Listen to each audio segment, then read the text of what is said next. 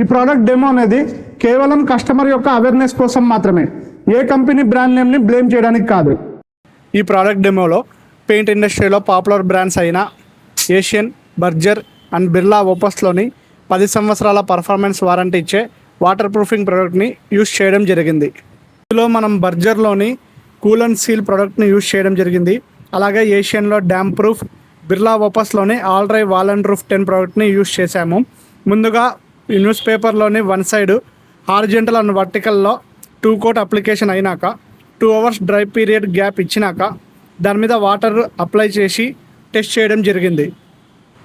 బర్జర్లోని cool and seal product apply చేసిన paper మీద water ఏమాత్రం అబ్జర్వ్ అనేది కాలేదు.